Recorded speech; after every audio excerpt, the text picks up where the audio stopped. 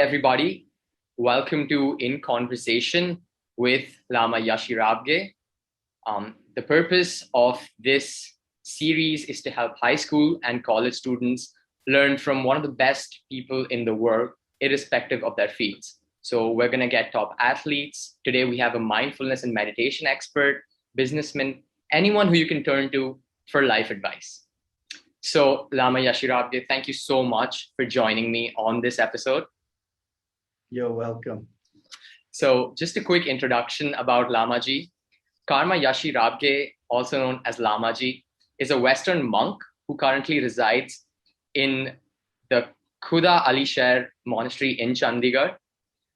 He's perfect for this interview because he spent a long period of time teaching mindfulness in schools across Canada, UK, and he's recently partnered with the Round Square schools in Asia. He's been working with the Round Glass Conference on the Wellbeing Project. Lama Yeshe Rabgye also has his own wonderful app on Android and iOS. It's called Buddhism Guide. In addition to that, he has podcasts on Spotify, YouTube videos where he personally answers all your questions. And the amazing thing is Lama Yeshe Rabgye's videos and podcasts have been listened to over 2 million times. His blogs have been read by over 350,000 people, and his guided meditations have been listened to over 1 million times. Other than this, he's written some wonderful books, Life's Meandering Path, The Best Way to Catch a Snake, and the third book, Ripples in the Stream. So Lama Yeshe Rabgye, thank you so much for taking the time out to be with us today. It really means a lot. Yeah, I'm happy to be here. So thank you for inviting me. Perfect. So Lama Yeshe Rabgye, I think the reason we are having this conversation here today is because a lot of the times kids who are usually, in their teenage years or who are young adults have a very obscure idea of what meditation and mindfulness really is. So a lot of us think that meditation and mindfulness is just sitting in one place and focusing on your breath and not thinking about anything. And I mean, you've been doing this for years and years. So could you sort of tell us what mindfulness and meditation means really on a deeper level and how it can really impact our day-to-day life? Yeah, so they're actually two separate things. Though with this new modern mindfulness that is coming up, they've sort of put them together. So you have mindful meditation now. But meditation is like a formal practice where you do sit down and, like you say, watch your breath and, try to calm yourself down. But I mean, once you've done that, then you look at yourself, you look inward and see, what are my thought process? Why do I think like this? Why do I act like this? Because meditation is the only place where we can really learn about ourselves. If we want to be the best possible person we can be, we need to know ourselves. And we don't spend the time getting to know ourselves. In fact, we spend an awful lot of time in the external world and not enough time on the internal world. So this is what meditation is about. And of course, when you say sit down, watch your breath, calm down, it sounds very boring, and it can be boring. Sometimes you sit and again. So it can be like that. But the benefits from doing that are huge. Mindfulness is different. Mindfulness are certain practices that we can do during the day that are going to help us. So maybe you're starting to become a little bit anxious, do a mindfulness practice. Maybe you've totally lost your focus. You're trying to study or you're trying to focus on something and your mind keeps wandering off. Then do a mindfulness practice. So emotions may have got the better of you, then do a mindfulness practice. So there are many different types of mindfulness practices. So you have to find ones that work for you. But the difference between meditation and mindfulness is that meditation is the formal practice. Mindfulness practices we do as and when we need them. So it doesn't matter if you've just had dinner or you've done a big workout or you've just woken up or whatever it is. If you need to do the practice, mindfulness, you can do that practice. Meditation is the formal side of that. All right, wonderful. So based on my experience of meditation and whatever I've read, I think the essence of meditation comes down to awareness. And so one really liberating concept in that is that a lot of the times we often identify with our thoughts and feelings. We have not learned to separate one from the other. We haven't learned to separate the awareness from the thought or the feeling. And so when we say that we are not really our thoughts and feelings and we are simply awareness, what exactly does that mean? And if it is so, can we learn to reduce our anxiety, any negative emotions we experience, any intense emotions we experience using this idea? Yeah.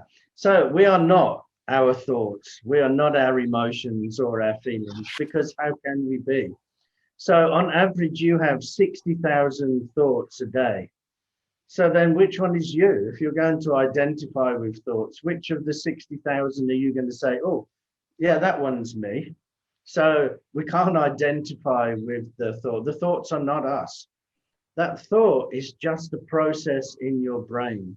Something has stimulated different parts of your brain. Now, it could be some stimulus outside, external one, or it could be inside, a memory or a bit of anxiety that has made these thoughts come up. But because it's a process in our brain, they come to go. And if we just could slow ourselves down a little bit, we can then look at this. This is not a good thought. Let it go. I don't need to bother about that one. This is a helpful and skillful and compassionate thought. Yeah, I'll follow this one. So those thoughts are not you. And the same goes for emotions. We have emotions throughout the day. And again, we can't pick one and say, this emotion is me. Though we do, because we say things like, I'm an angry person, or I've always been angry. Why are you identifying with it? It is an emotion. That emotion is a process, again, of your brain. It comes to teach us something and then go. So they are not the thoughts, the emotions, they are not anything to do with who we are. It's just at the moment, that is what's going on in our brain. Now, when you have that awareness, it means that you can let certain thoughts go. You know, we get so fixated on, you know, somebody may say something to us, oh, you're a lazy person. And then later on in the day, it comes back into them. Why did they say I'm a lazy person? And then when you lay down at night before you go to sleep, it comes back in your head. Why am I a lazy person? So when we realize that those thoughts are not us, we can let them go. So having the awareness that thoughts and emotions are not us, we should not identify with them. Instead of saying, I am angry, or I am lonely, or I am anxious, we should say, at the moment, there is this loneliness, or at the moment, there is this sadness, whatever emotion and thought you're feeling, because this gives you space. If you are going to identify, so here's you, and here's your thought or your emotions, I am. Look at that. Where do we go with that then? Because I've already said now that all of me is angry, or all of me is sad. But when we say, at the moment there is, so again, here's me, but now here's my thought or my emotion. So at the moment, this is here. So now we've got room, we've got space to look at it, to learn from it. So we should never be identifying with that thought. And the more you identify with the thought or the emotion, the more it's going to keep coming back, the more it's going to torment you. And if you allow that to happen, then anxiety is going to come in, fear will come in, frustration, all these things will come because we are identifying. So if you only learn one thing out of our conversation today, this is a great thing to learn, that don't identify with what you are feeling or what you are thinking. They are just a process in your brain. Right. And I think that's really interesting because a lot of the times the popular culture today has told us to avoid feeling negative, that we should always sort of pursue positive thoughts and positive images and good emotions. But I think that's really futile because as humans, we are meant to experience everything, negativity, Yeah. positivity, all kinds of emotions. And when a thought comes in our head, we don't think, we just jump into it and we judge it. Okay, this is a thought. It's making me feel bad. Therefore, it's disturbing and I must not think of it anymore. And then you're stuck in a loop, because the more you tell yourself not to think about it, the more you try to sort of resist the thought, the more it persists. One beautiful analogy I heard somewhere is that if you're just sitting on a bench and you're watching cars come and go, and they're your thoughts and feelings, and there's a car that's moving very slowly, and it's a color you don't like, and it's making a bad sound. So you go ahead and you try to push against it, and it's going to keep going, and you're pushing against it. And eventually it will come and go, but the more you try to push it, the longer it will last. And so we, at some level, have to just accept it and just let it go.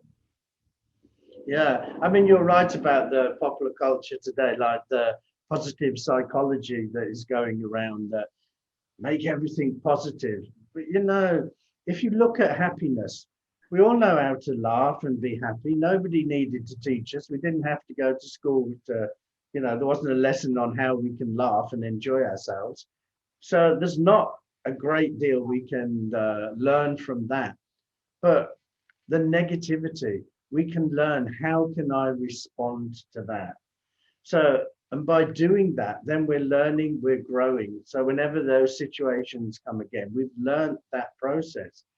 You know, these days, parents don't allow their children to fall down. But if you can't fall down, how are you going to learn to get up? And it's perfect. You keep that child wrapped in cotton wool until he goes to work. Then see what happens. Because work is completely different. Life is not about everything is positive and the sun is always shining. I mean, even if it was, it would be extremely boring. But it isn't like that. I mean, we have our ups and downs, and we can learn from both of them, but particularly we can learn from the negative. So sometimes we do need to turn that negative thought and twist it more towards the positive. But we shouldn't be trying to block out the negatives. We shouldn't try to block out the challenges we have in life. Because if you learn from those challenges, you grow, you become a better person. So I agree with you that there's no point in just chasing after positivity, because it's just simply not going to work. We need to learn from the negatives. We need to go through those experiences. Right. And so my next question is, for high school and college students, especially during the pandemic with online classes, not much contact with the outside world. I mean, studies have shown that anxiety is through the roof. People are always tense. And so could you tell us how we can sort of use this concept of awareness to better manage that? I think, especially with COVID and with all the news that we hear related to all these health disasters and everything, it's very easy to get wrapped up in feeling negative. And a lot of times now people have started obsessing over these things, because it's been going on for 2 years and we constantly obsess and identify with this thing. It's very hard to create a separation and step back, like you said, just to become aware. So how do we become aware when we've identified with a thought for too long, when we've judged it for too long, when we've resisted it for too long, and we're almost stuck in a loop and it seems impossible to break? Yeah, so I thought the first thing you need to look at here is that there are external and internal. If you have a look at your anxiety, it is usually external. So that means that we can't change the external. I can't change the weather. I can't change the pandemic. What I can change is internal, the way I feel, the way I think, the way I act. That I have control over. The outside world, I have no control over. And a lot of anxiety comes about because of that, because we're trying to change, or we don't like the change that is coming our way. Of course, nobody liked this pandemic. It came at us and it's brought lots of changes. And, as human beings, we hate change. Even if the change is good, there's always something we lose from change. So we already hate change. So that's putting us in the wrong direction. And when there's something like the pandemic, and then we start worrying about, oh, this is going to happen or that is going to happen, at that point, you are not suffering from life. You're not suffering from what is happening now. You are suffering from your imagination. You have allowed your imagination to go off and build this whole scenario about, oh, this is going to happen and that's going to happen. And of course, now it's difficult to deal with that. And the point of that is because it doesn't exist. It's only going on up here in your head. So we can't deal with the future. We can't deal with these stories that we tell ourselves. And when we start to build these stories and start to let our imagination go wild, unfortunately, our brains are not able to tell the difference between what is fact and what is fantasy. If you are thinking it, if you have built this story around whatever you're thinking about, your mind will now start believing it. When that happens, then anxiety, getting overwhelmed, fear and stress, tension, all those are going to come. But they all come from your imagination. They didn't come from what is happening here. So what we need to do when our minds go off is to bring ourselves back into the present moment. So what is happening right here and now is the only time in our life we can deal with something. We cannot deal with our imagination when the mind has gone off telling stories.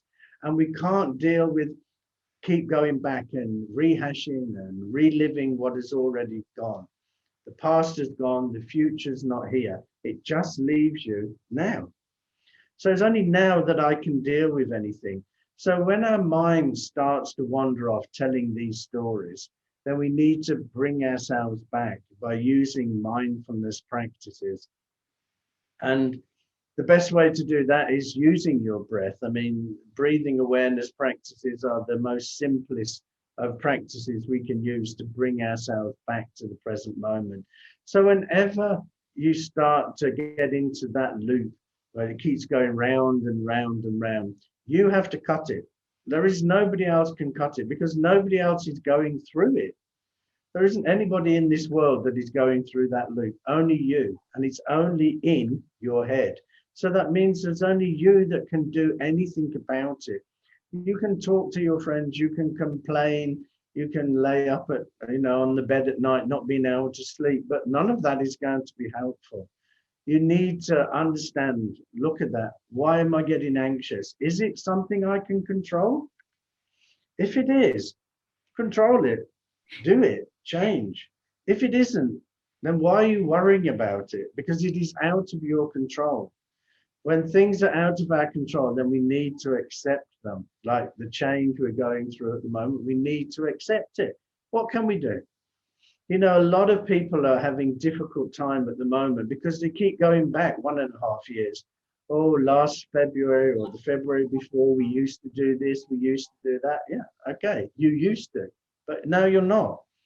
What we have now is this. So how can I make the best of this situation instead of getting anxious and stressed by it?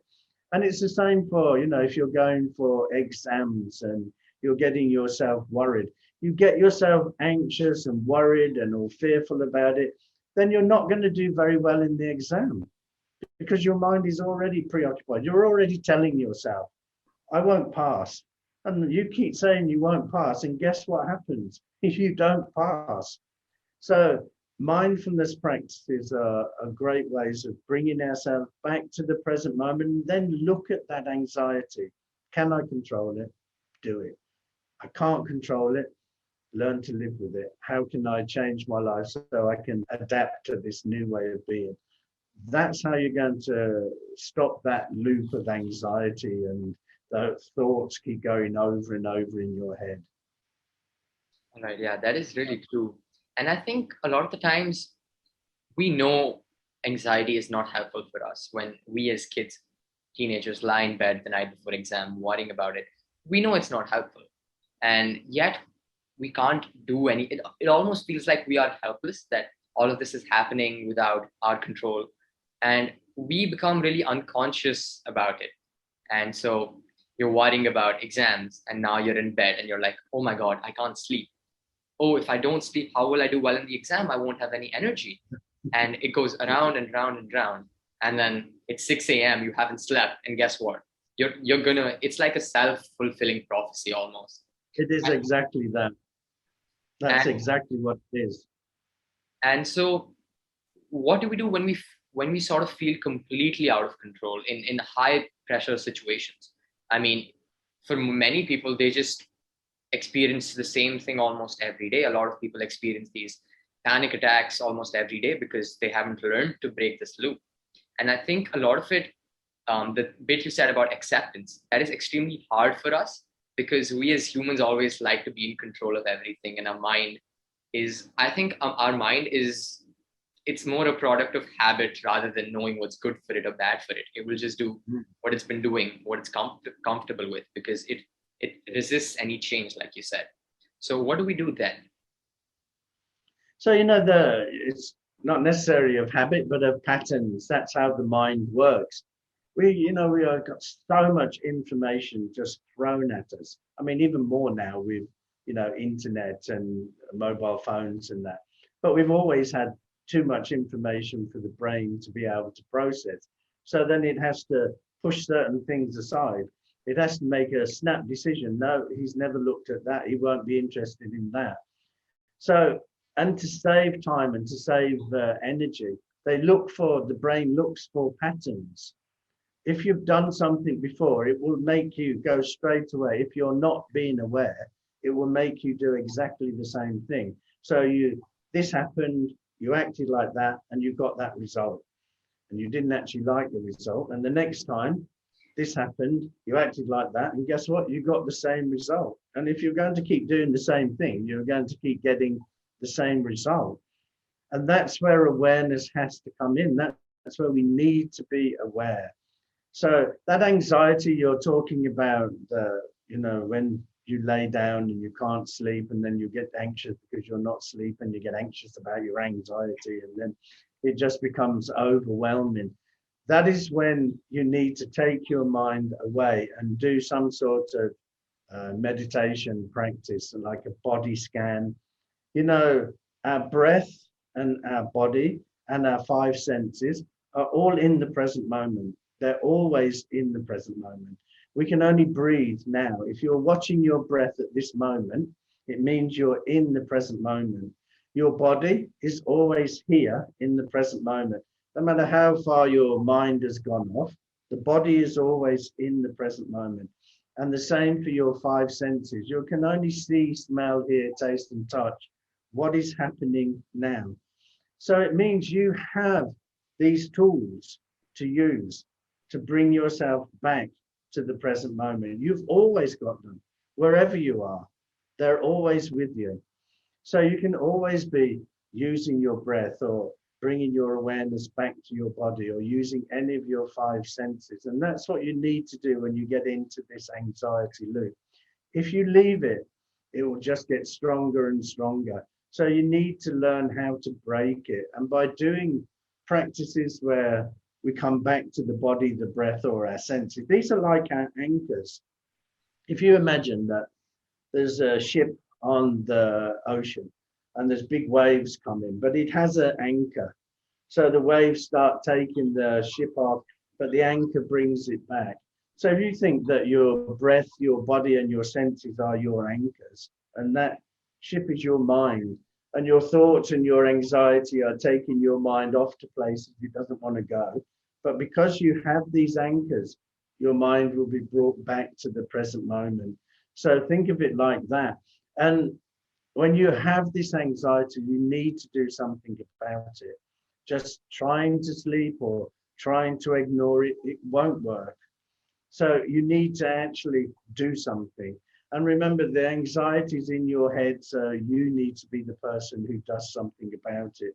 Now, whether you listen to a guided meditation, they're usually quite good, yeah. If you lay down and you're trying to do a body scan or some sort of meditation practice to calm yourself down, if you're so anxious, your mind will just keep veering off back to the anxiety the whole time.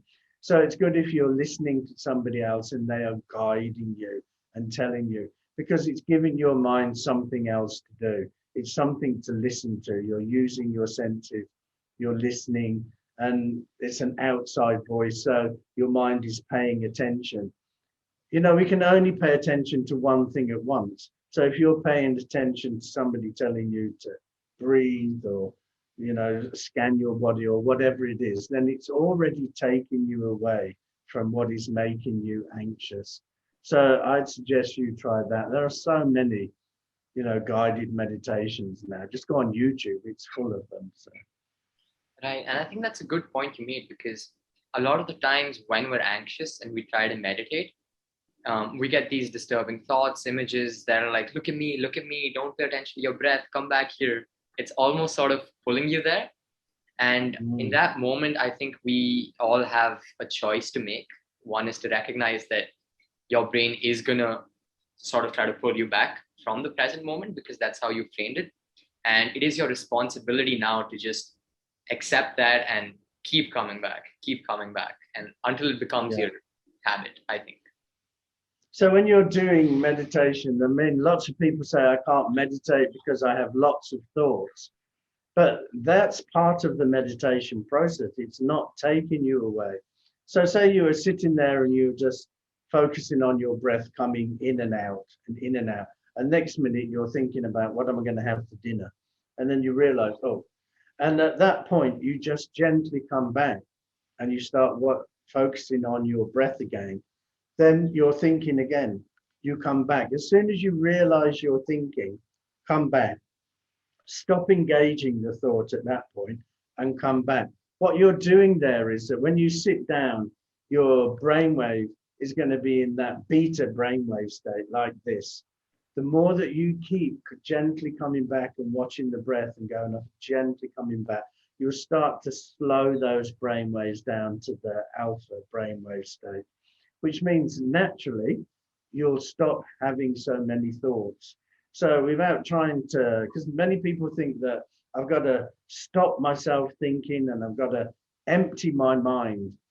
You know, we cannot stop our thoughts because it takes a thought to think that I'm going to stop my thoughts. So we can't stop our thoughts. And also, why would we want an empty mind? I mean, what will we do with an empty mind? Particularly if you're at school and you're sitting there with an empty mind, what use is that? So we're not trying to empty our mind. So just don't see those thoughts as a distraction. Just notice I'm thinking, gently come back. The first thing you'll learn from meditation is patience. That I'm thinking, I'll come back, and I'm thinking again, I'll come back. So you learn how to be patient, but the more relaxed, the more patient you are, the more the brainwave will slow down, and then the less thoughts you'll get, and the more time you'll spend meditating. So don't look upon those thoughts as a distraction. See them as part of the process that's going to slow those brainwaves down.